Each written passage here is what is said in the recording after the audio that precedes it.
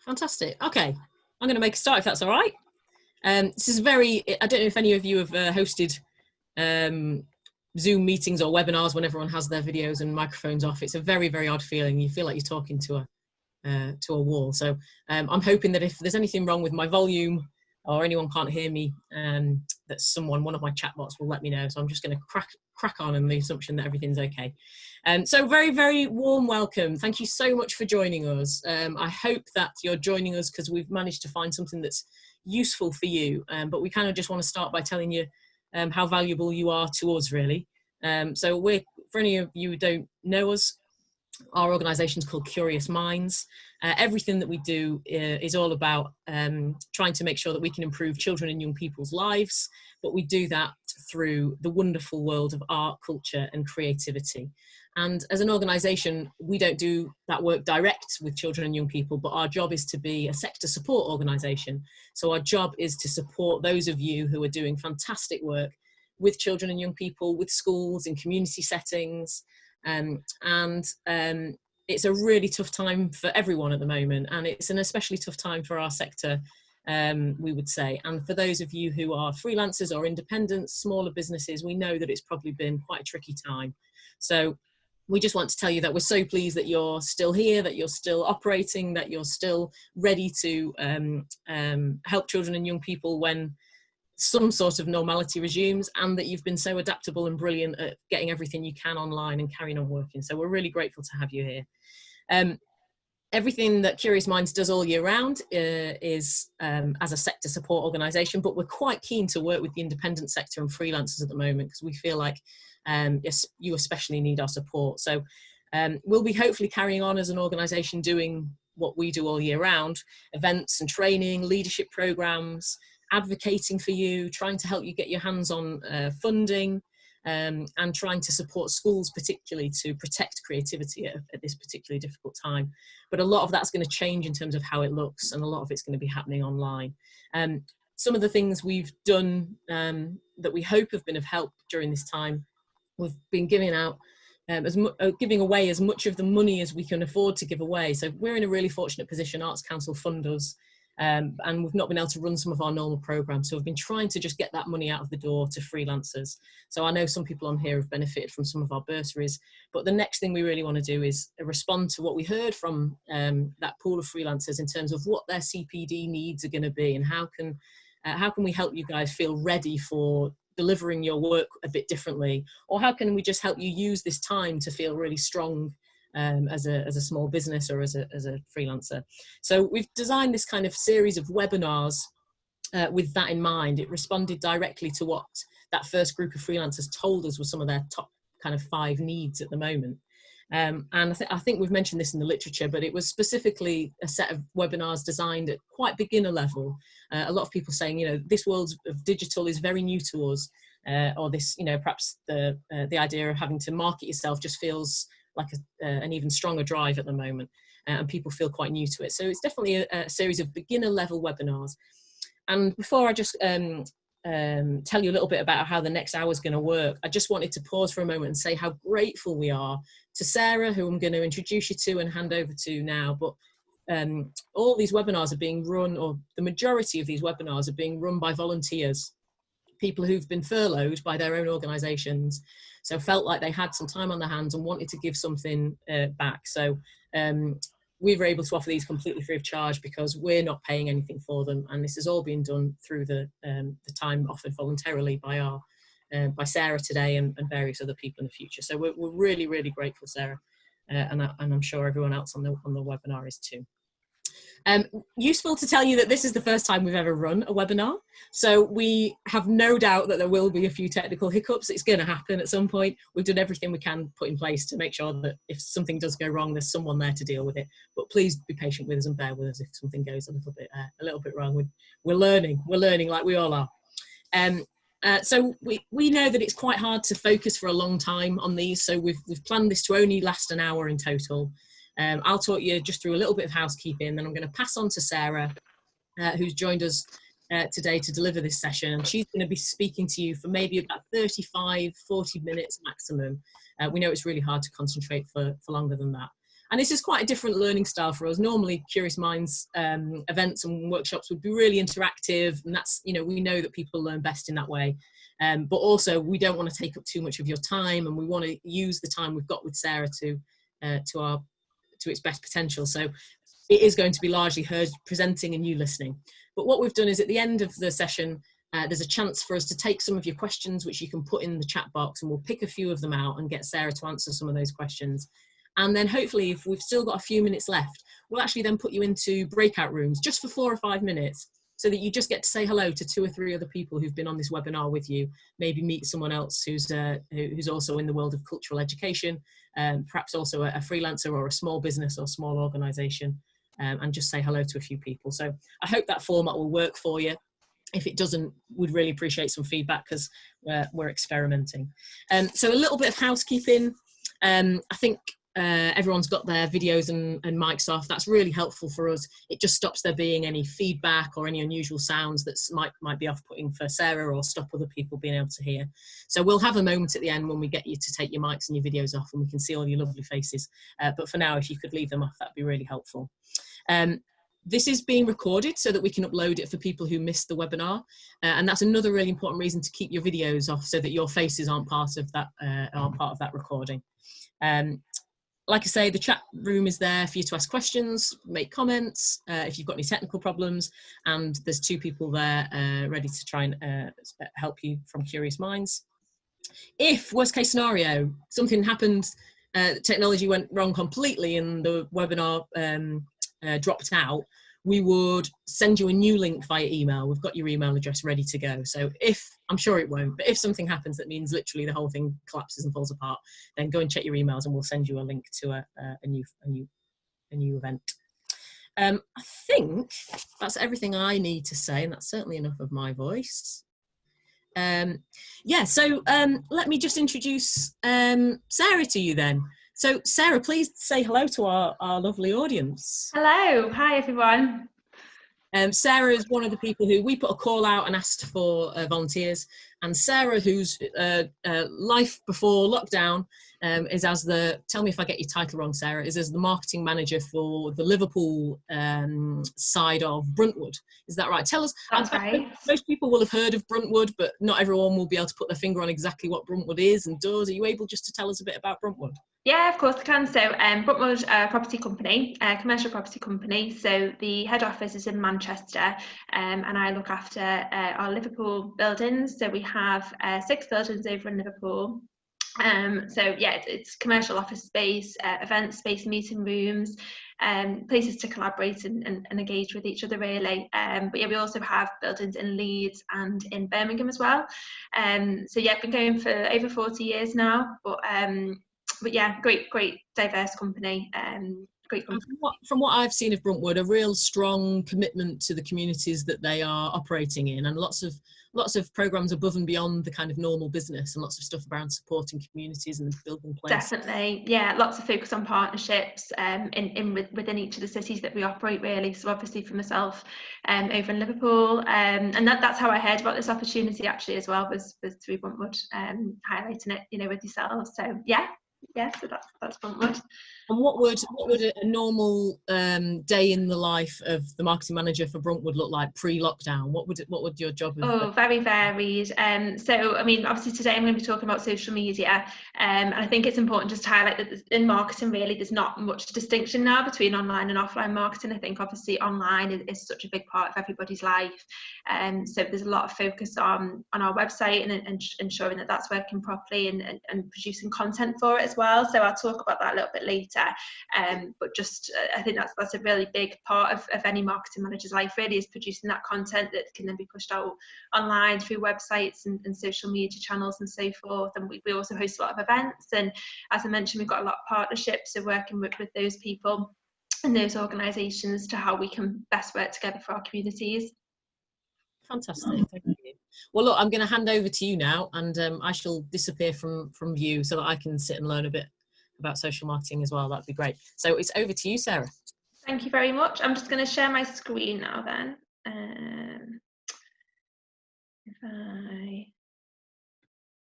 There we go. Okay, can everyone see my screen okay? that all right? Yeah, great. Okay. Yeah, thanks, Kaz. Thanks very much for the introduction. And yeah, as mentioned, this is the Beginner's Guide to Social Media Marketing. Really great to have so many with us today.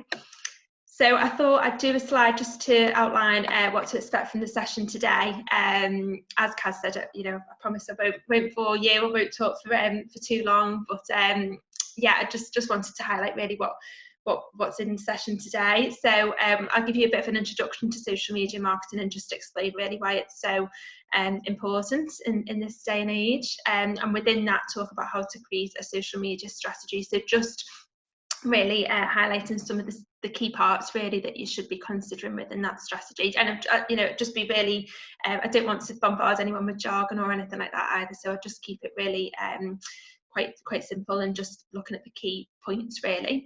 We'll then go on to Facebook and look at how to, I'm sure a lot of people have got a Facebook page for themselves, like as an individual, like socially, but specifically with both Facebook and Instagram, looking at how they can be used for your business, you know, how to set up a business page for your organisation and where to start. Again, just touching on this quite briefly really, I don't want to bombard anybody, but where to start with the Facebook advertising, so how to reach new people and where to start with that really, and sort of pointing you at some resources that can help to help you begin with that. Then we'll look at Instagram and how to set up an Instagram page, so much in the same way. You know, you've got individual, I'm not sure how many people have got individual pages on Instagram, but they work quite differently to the business pages, which as standard, if you show that you're setting up a page for your business, you automatically get like a contact link on there to email and look at things like Instagram Insights, which shows you what's working and what's not with your posts.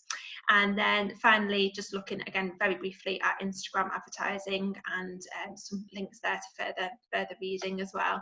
But yeah, please do feel free to ask questions throughout, and I think we'll come to them at the end via the chat function. Okay, so I'll start off with this figure just to really illustrate how big social media has become really, and just I thought this was quite an interesting stat. So there's 3.8 billion now active social media users, which is just astonishing. So this has actually increased by 9% since last year. So that's 321 million new users since last year, which is it's just going up all the time really. So I think that hopefully suitably shows the importance of social media. Okay, and then if I talk about how to create a social strategy now, social media strategy. So we start with these points. So it's just quite important to think at first with anything really, is just to identify your goals and what you're looking to get out of using social media specifically for marketing purposes. So it's important to look at your organisation's overall needs. So just seeing how like social media comes into that really. And I think it's important to say at this point as well that there's obviously so much research out there and there's so many social media channels out there, but not all of them will be right for your organisation. So that's why we decided to talk about Facebook and Instagram today, because they're much more visual. They're really great at telling a story, I think, maybe compared to the likes of Twitter or LinkedIn. That they're great for sort of business to business networking maybe, and they really do obviously have their uses, but I think just in terms of creativity and being really visual with things, Instagram and Facebook are really good, and then you can also really like start a conversation on them as well.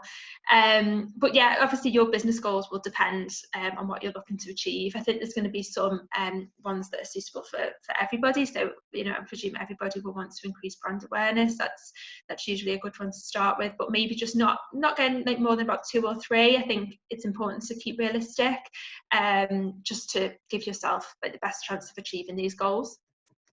Okay, so the next one is setting your marketing objectives.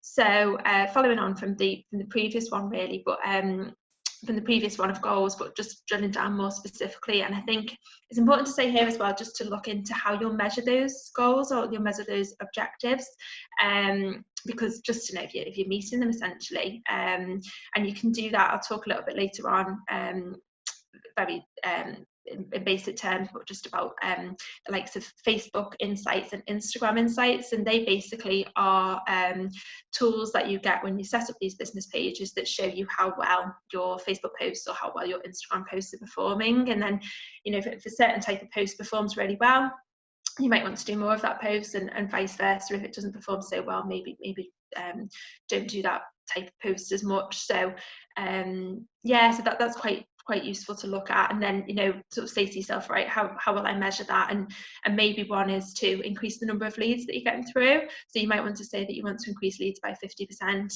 and then look at how you will know, as I say, with the likes of these tools. But it's also important to put a time frame on there as well. So again, really sort of putting those parameters in place to know when you've achieved those goals, essentially. Okay, so the next one is identify your target audience. So one of the great things I think about social media and about online marketing activities in general, to be honest, is being able to really target your audience. So in the past, gosh, those with like huge budgets can do like TV advertising and things like that, but actually you can't really necessarily be as target. You maybe can with specific programs and things, but social media is really great for targeting. So you can literally drill right down into someone's interest, their location, what they like, what they don't like, their habits, their motivators, all sorts of things, which is really, really good. That's sort of more when you get into advertising, where you do need to have small budgets, but you can really start with something as small as £20-25. Like, you can really you know, in terms of budget, you can start really low. But yeah, it's great to be able to have that functionality on social media platforms. So that's definitely a real plus.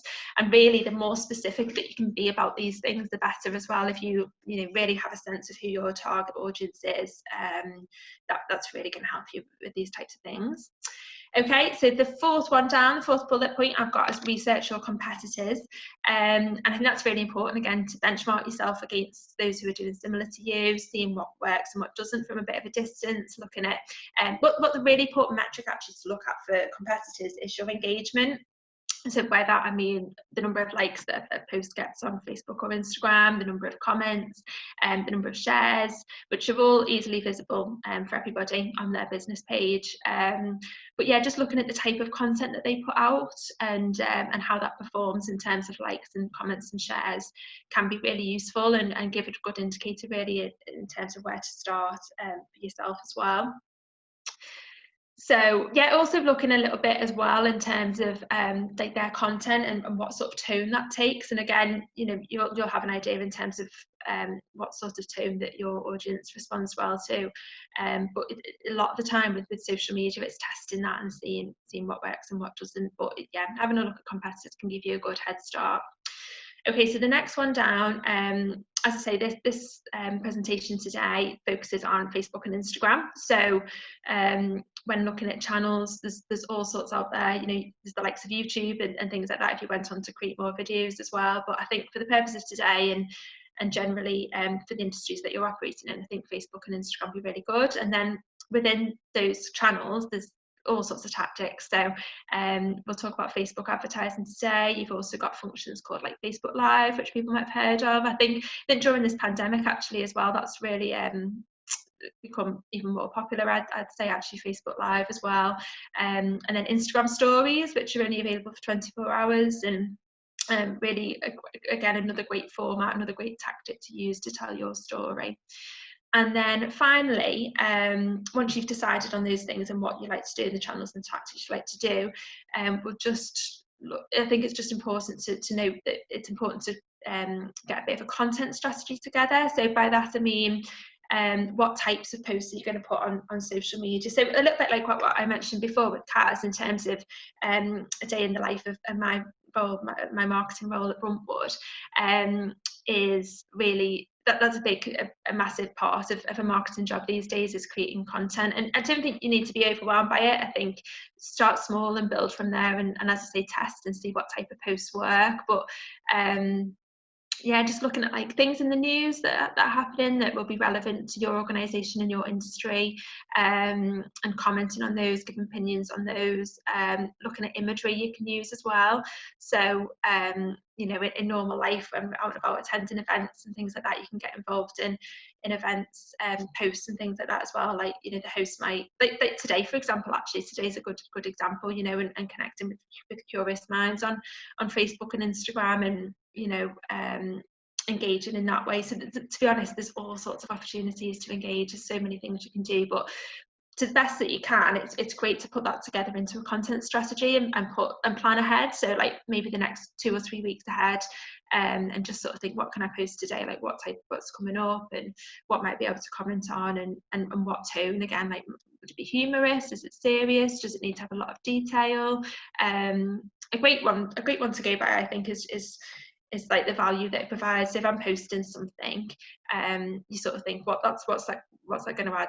You know, is it informative? Is it useful? What is that going to add? What value is that going to add? Yeah, so they're just some key points to consider really when creating your social media strategy.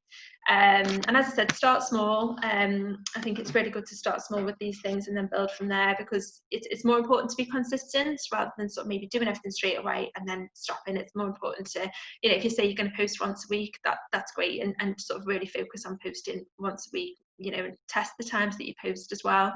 You know, it might be that posting on lunchtime on a Wednesday is much more effective for you than posting at tea time on a Friday, but it's only by testing that you come to realise these things.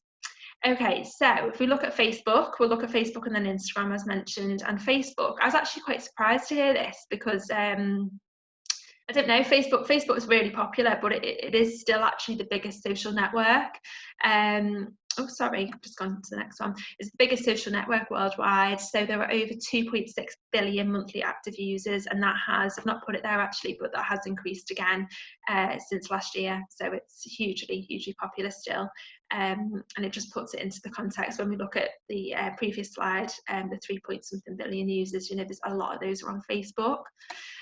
So just wanted to highlight really some of the ways here that people use Facebook for business use, as mentioned, so not for personal use, but purely for business use. And I'll just go through in a moment just how to set up a Facebook business page as well interactively on Facebook. So we'll just go through some of these key points. So yeah, so Facebook for Business, it helps you stay connected with your community and customers from anywhere. I think obviously, you know, that's always important, but it's probably more important than ever at the moment. So it's great, you know, to have that sort of two-way communication channel. Also, when you set up a Facebook business page, you get Facebook Messenger, which some of you might be familiar with from a personal point of view, but you can use that just the same as a business. So someone might want to, obviously when you communicate via Messenger, it's private instead of public on a page, so that's really useful. You can also list your contact details, so your telephone number, hours of operation. It's great, you know, it's really visible on your page, your website if you've got one. Yeah, just all sorts of things on there. And then, as I said, we'll talk about briefly later the advertising campaigns that you can do on Facebook as well. And that's really good if you're looking to really broaden your audience and really target new people that you've not come across yet, you've not met yet. Okay, so if I just escape this, can everybody see the Facebook page? Yeah, great. So this is just come onto the home of the Facebook page here, and what I'm just going to show you how to do is just to set up this basic page. Really, if people are unsure how to set up a business page, so what you want to do is, so this is the timeline here. This is a bit of a text page that I've got, so you can't see anything in the timeline just there, but you just go and navigate to my mouse there up here, create. If you click on create, and then you've got the option to create a page, so you click down on page there, and then there's a couple of different things you can choose here, but you choose business or brand, and you just click down here, get started. So we get started, typing the page name here, so we'll just call that test, and then a category, we just type in science and culture website, press continue, and I'll just give it a minute. It's typically being a bit slow.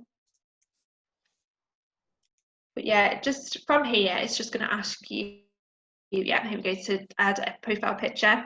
We'll just skip that for now, but you can upload a profile picture. You can get that from your computer, and press skip.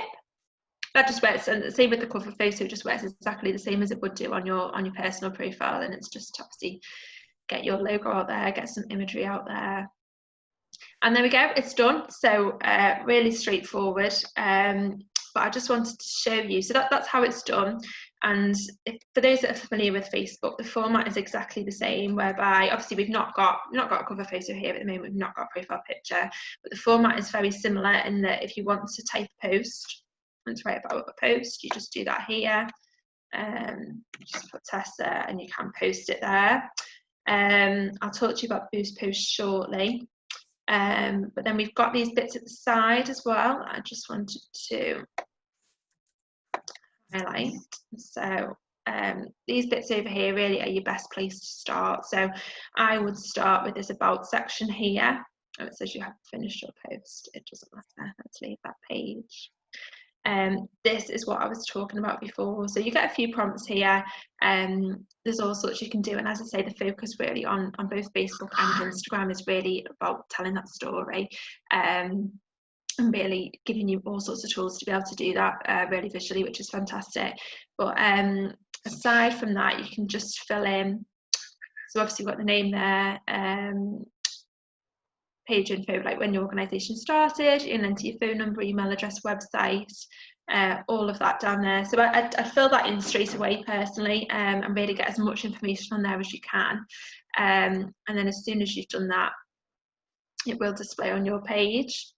So if I just go back to my presentation now, sorry, I'm just moving this around. Right, so yeah, so this is just what we've been through there really. So you enter your business name and category, add a profile picture and cover photo, and invite your contacts. Yeah, so that's the other thing. And there's no point having a Facebook page if nobody can see it. So invite those contacts that are currently on Facebook, that you're Facebook friends with. I mean, if you're just setting up a Facebook page for the very first time, and you've not connected to anybody on there, it usually links up to people via email. So you have to create Facebook as an individual, basically, in order to create that page, as I've just shown there. You create the page by clicking create in the top right hand corner. So yeah, the more people that you can add initially, I guess, the better. But yeah, just if you see anybody that you know, just invite them to like your page. I think the more the merrier. And then this is just what I was talking about before. So I just minimize that. Oh. Sorry, having some technical difficulties here. Right, okay, so yeah, so you can navigate to your business page at any time via your home page, and you just, to do that, you just click in the top right hand corner.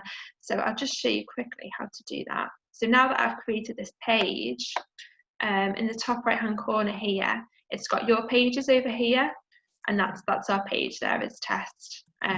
So as soon as it's set up in the way that I've just shown you there, you'll be able to access it any time like that. And this is your notifications here, in the red just there, with the red notification. Okay, yeah, and as I mentioned there, you can start by filling in the about section. The other thing I should have just mentioned actually when I was in the Facebook interface was if you did want to start with advertising, Facebook advertising, you just press that blue promote button at the bottom.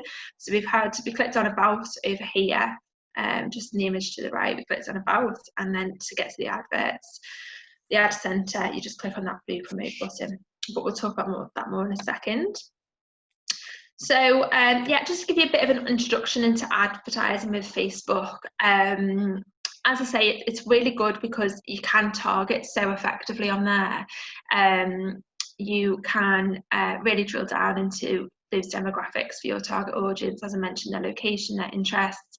You can even filter down into their age, their interests, their hobbies, all sorts of things, their likes and dislikes. So it just really helps you to be more targeted, which ultimately is going to save you time and save you money as well with advertising. Because as I said, you only really need to start with really minimum budget, and if that's really well targeted, those ads will only display to those people that you want to. So it's going to cost you less because you're displaying them less, but more targeted way. So what will happen is ads will appear on a user's Facebook homepage that we were on before, or when they're navigating around Facebook from page to page. So it will follow people basically based on what you know. Facebook gets an idea of somebody's interests and gets an idea of the pages they've liked and things that they're into. So they're really great at being targeted. That's how they do it essentially. So Facebook allows you to select an audience that you want your ads to be displayed to, as I said, based on criteria such as age, interest and location.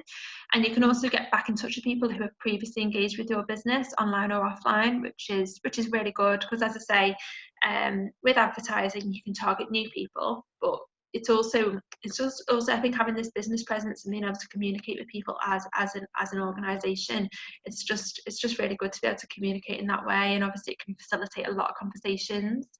The other thing you can do, just my second to last bullet point, is you can create lookalike audiences.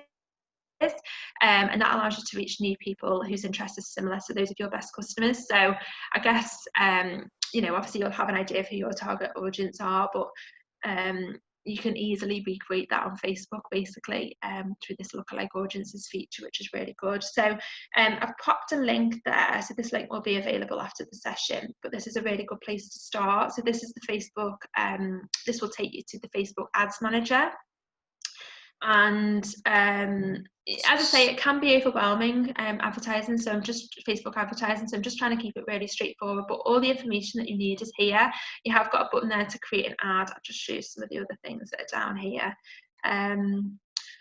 As I say, you don't have to be an expert. It says here you don't have to be an expert at all. There's so many people using Facebook advertising. There's a lot of companies that really rely on it actually as their primary source of leads and inquiries these days as well. So it's a really great thing to look into. Just test and just see how you get on with with certain type of advert. You might look to change up the copy, change up the image that you use. There's all sorts. There's just a bit of marketing copy from Facebook there, but you can select here your objectives.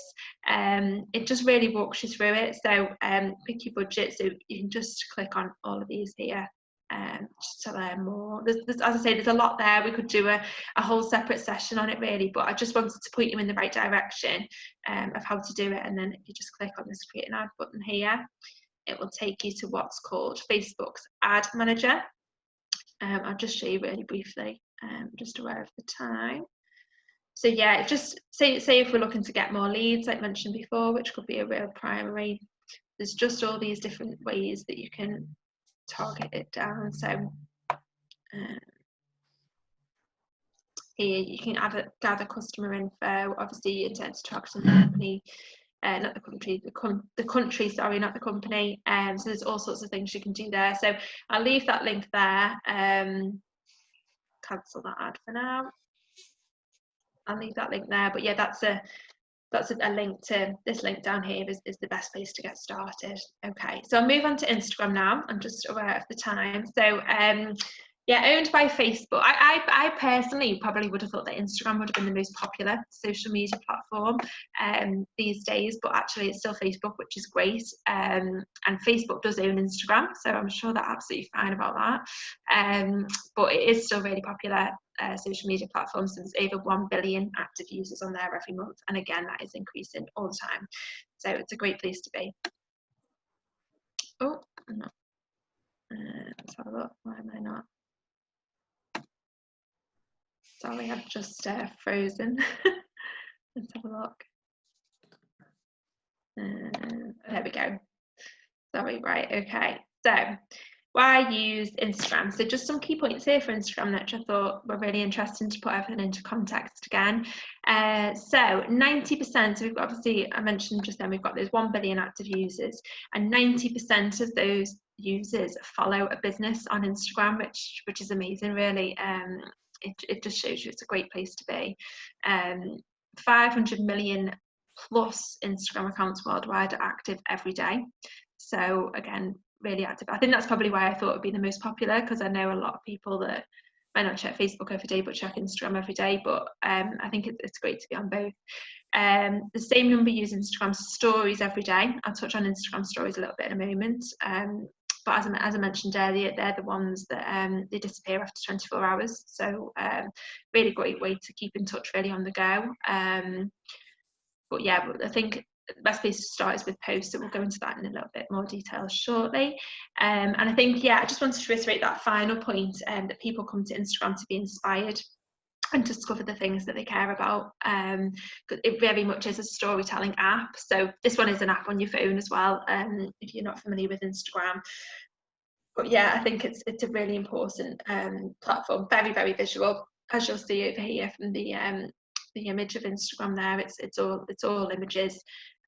This is an Instagram business profile, and how that looks. Stories will look slightly different. Okay, so just again a few practical steps with Instagram. So obviously it's on your phone, so it's a bit more tricky for me to do it on to show you on the go, but I'll just go through these bullet points. So when you go into Instagram, you just navigate to the top right hand corner and click the downward arrow. Oh, actually, sorry, I'm very sorry, this is the wrong copy. Yeah, that's the wrong copy. I've got a bit mixed up there. Basically, with Instagram, what you want to do is you can actually set it up on your mobile, but you don't actually have to set up an individual profile on Instagram in order to set up a business page like you do with Facebook. So you can just literally just set up your profile, and when you do it, Instagram will ask you, I'll sort this slide out, sorry, because I've got a duplication here, but Instagram will ask you if you're a business, and as I say, if you are and you tick that and say that you're a business page, then they will give you those options. So I think I've screenshotted it. Oh no, sorry, I'll sort this page out when we share it. But basically, it will ask you if you're a business, and if you are, it will automatically put where this little button is over here, this edit profile button and promotions over here, there will be a contact button added to your profile, so someone can literally email you at the touch of that button. You know, if you're an e-commerce business, they can buy something from you, so it's really, really intuitive, you know. And you'll also there get the insights button, which will I touched on it earlier, but you've got Facebook insights and you've got Instagram insights, and it just helps you to see which posts I can show you on Facebook actually. But it will it just helps you to see which posts are performing well and which aren't performing not so well, for you to know what's working and what isn't, essentially, for your target audience. But this is what your page will look like when you set it up on Instagram. So the first thing I'd recommend that you do, you will still have this edit profile button at the top here that I don't know if you can see with my mouse, but I'd do that first of all. So that's how you add the likes of your profile picture just there. That's how you add your bio here. This just a sentence or two is perfect for that. And then you can also add your website if you've got one, or you might want to link it up to your Facebook page and just get people going between the two to increase the number of likes and engagement on each. And you can also pop your location in there as well. These two down here are stories, so as I say, we'll come to those in a moment. But this is the number of posts that you've put out there. This is the number of followers that you've got, and that's the number of people that you're following. And then if you see here as well, the profile visits in the last 7 days, that is the type of information that comes from Instagram insights. So this is the type of thing, if you look into, you know, as we talked about at the beginning, the social media strategy, if you're looking to really build brand awareness, you would probably want to be looking at this number and hoping that it goes up, you know, in those last 7 days compared to the 7 days before. That's the type of thing. I just wanted to mention that directions button down there as well, which is really great. And again, this is all controlled via the edit profile button. Okay, so we're finished on that slide now. Wrong information, sorry about that again. Yeah, so basically, I've mentioned some of this stuff here. So, yeah, on Instagram, begin by filling in your bio, make it a short and snappy description of your company. But once you set up that Instagram page, you can navigate to it at any time via the top of your Instagram page. So if you do already have a personal account, as I mentioned, you don't have to set one up in order to set up a business page on Instagram. But if you do, what you need to do is this is the button over here by my mouse in the bottom right to click to get to your profile. And when you get to your profile, there'll be a drop down at the top and you can flick between the two. If you've just got the one business account, you don't need to do that. You just go to there and this is your account, if that makes sense.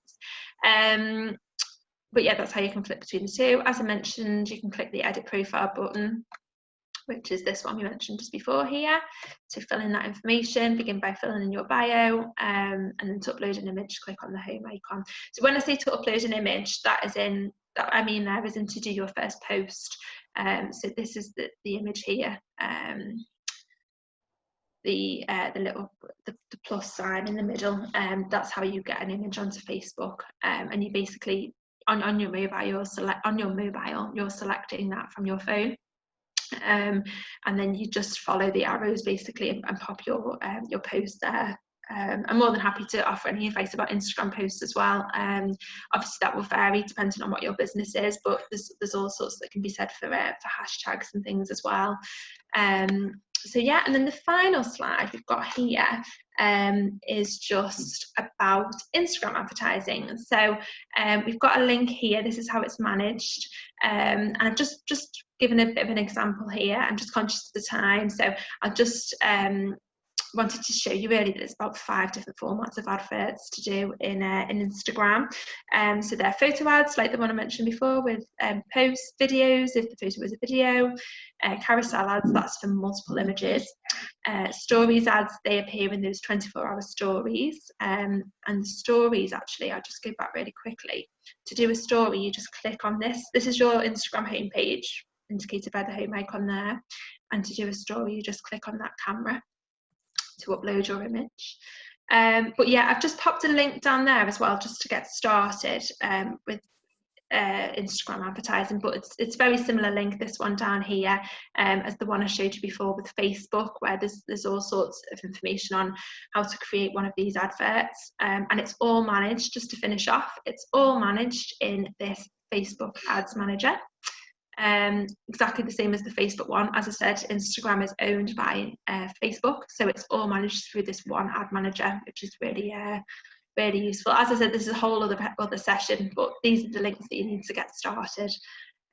It's just there. So yeah, so that's all from me. So I just want to say thank you very much for listening. I've just popped my contact details there. You know, feel free to reach out to me anytime. I've just popped my Twitter and LinkedIn there as well. As I mentioned, they're my B2B social media sites. So yeah, feel free to contact me. And yeah, that's all. Thank you. Thank you, Sarah. Great. I've been looking at the chat, and my chat bots have been passing on some suggestions for me so that we could pick out. We're trying to kind of come up with a couple of questions that cover lots of the things that have been put into the group chat. So I've got a question, Sarah. If you yeah. Some of the things that struck me as you were talking, thinking particularly about our sector and the kind of work that we do in cultural education. One is, I don't know if this resonates with the people watching and listening, but we don't often think of ourselves as people who should be advertising. We think about building partnerships and networking and helping schools learn who we are and what we do, but it probably feels a bit uncomfortable to lots of people to think about launching an ad. But I think that's good for us. It's good for us to be taught by the sectors to really think about what we're doing in more business terms sometimes. So it'd be really interesting to think about what does it look like for me to actually pay for an advert and put an advert out there that maybe is trying to teachers and schools or even young people. I don't know. So that was really interesting. There was a lot of really interesting talk at the beginning about tone. I feel like we could do a whole webinar about tone and how you get the tone right for your social media voice. Yeah. One question that came up a couple of times, and I've got two that I think cover quite a few, but one question that came up repeatedly twice was when you're thinking about a post, particularly on Facebook, I think we were talking about, maybe Instagram as well, how much is too much? And I would guess people are thinking about when they're trying to get people's attention on an event that's coming up, or they're trying to get people's attention on a project that's coming up. How many times is it okay to post about that and not start to, I guess people are worrying that maybe they're banging on about it too much. And how much is too much, and how do you make that judgment? I guess I don't think there's any right or wrong answer. I guess as you start to maybe use it more, you can do it a bit more. But I think maybe when I mentioned earlier on about, you know, when you're starting out, if you sort of go for like once a week, you know, I think the most important thing that I've picked up over the years is it's more important to be consistent, rather than trying to put everything out straight away. So like, you know, if you're starting a social media page, and if somebody is following your page and sort of wants to know what to expect from following you, if you like, it's more important that they can see that you post, you know, on average once a week or twice a week, whatever it might be, but it's setting that expectation. So so I think that's important to bear in mind, that it's more important to be consistent rather than just throwing everything at it and then stopping and then not doing anything. But I think in terms of, so if we were looking, like you say, specifically at an event or something specific that somebody was looking to promote, I think it's fine to do it, you know, a handful of times, 2 or 3 times.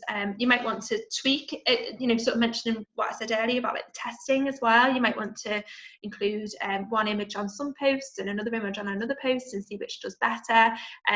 Play around with like you mentioned there as well, the tone and the language that's used, and see which resonates most. You know, like you could pull out different parts of the event, you know, if it was an event, like today, for example, you know, obviously we've covered a few different things, but you might pull out like Instagram advertising, you know, and talking about that in one post, or you might pull out Facebook stories in another post or something like that, you know, and just see which resonates with people mostly. So there's no real right or wrong answer, to be honest, Kaz. It's difficult to say, but I think it's just important not to bombard people. It's probably take away, because you might find that people are unfollowing you there, which is obviously the completely undesired effects. But yeah, I think you'll know in time, you know, in terms of what people respond to. And I was struck by what you said. Again, it might feel more formal than a lot of us are used to, but the idea of actually setting objectives at the beginning and actually having a plan, you know, how do you, so say, you know, that objective could be really simple, couldn't it? I want to see my followers go up by 2 a day, or I want to see my engagements in a certain number of posts go up by 5%. And actually, I suppose to some extent, you just need to test that out yourself. You know, you're posting too much if actually your engagement's starting to go down rather than up. And, exactly. And I think the more specific that you can be with that, the better, because obviously then you know that you've achieved it or you've got some way to go. Yeah, definitely.